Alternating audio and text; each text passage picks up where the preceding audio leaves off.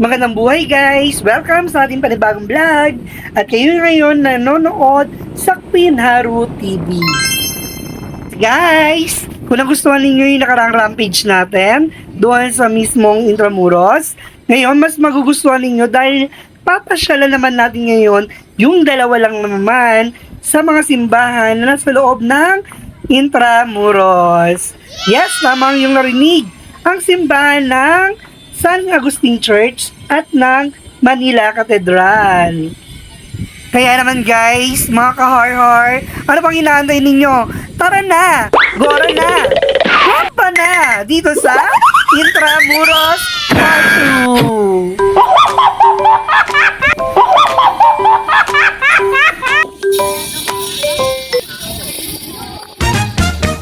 Yan guys, nandito tayo ngayon sa labas ng Manila Cathedral. As you can see, no, maraming mga lokal at foreigner na bumibisita dito sa harapan ng at sa loob ng Manila Cathedral. Mapapansin nyo kanina guys, no, maraming mga naglalako ng mga souvenir at kung ano pa, pwede rin naman kayong maghanap dito ng mga tour na kung saan babayaran nyo sila sa sasakyan nyo tapos bahala na sila kung saan kayo dadalhin. Pero dapat make sure na hindi kayo tinataga. Charot. Kaunting kaalaman na dapat alam mo. Ang Manila Cathedral ay tinatag noong 1578 sa kautusan ni Papa Gregorio VIII na matagpuan sa Calle Andres Soriano Jr., Intramuros, Maynila. Ang katedral ay ang orihinal na simbahan ng Maynila na ganap na itinatag ng isang paring sekular, si Padre Juan de Vivero, na siyang dumaong sa Look ng Maynila noong 1566. Si de Vivero na siyang kapelyan ng galyon na San Jeronimo ay pinadala ng Arsobispo ng Mexico na si Alonso de Montupar upang magtatag ng Krisyanismo bilang spiritual at pangreliyong administrasyon sa bagong kolonyang Pilipinas. Alam nyo ba guys na si Miguel Lopez de Legazpi ang pumili ng lokasyon ng simbahan? Yes guys, siya yung pumili ng lokasyon ng simbahan na inialay kay Santa Potenciana. Ayan guys, may konti na kayong kaalaman tungkol sa Manila Cathedral. Kung magagawi kayo rito guys sa Manila Cathedral, kung kayo papasok sa loob nito, makikita nyo rin dito kung paano itinatag at kung paano itinayo ang Manila Cathedral. Kung makikita nyo sa screen, no? Ayan, ang kasaysayan ng Manila Cathedral. Siya nga pala, bago ko makalimutan, no? Naka-voice over lang pala tayo para hindi masyadong nakakaistorbo sa mga nagdarasal sa loob ng simbahan.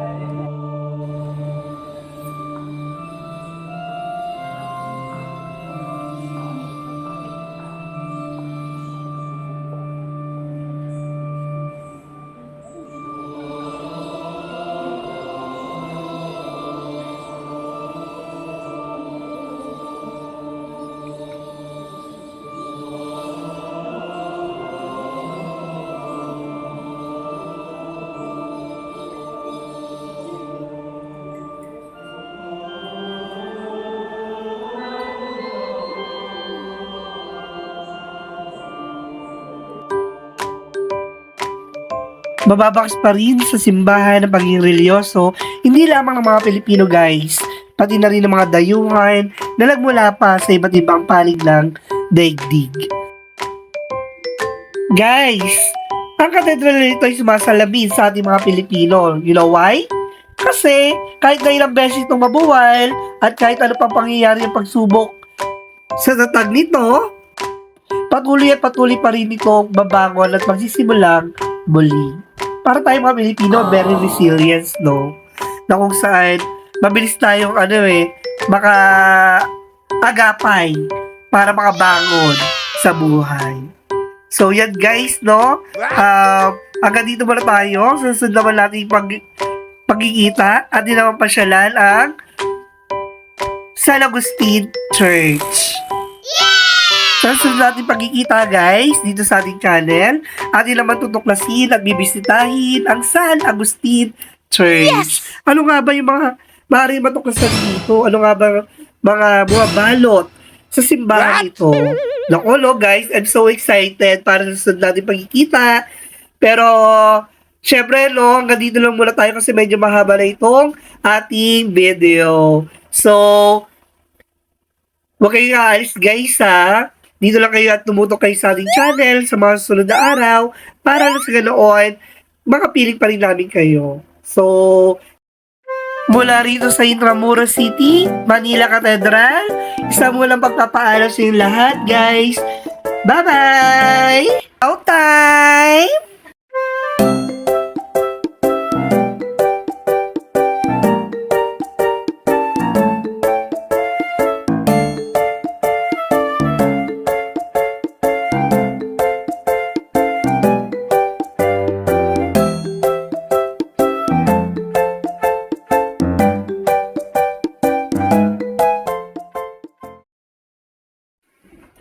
Thanks for watching! Subscribe!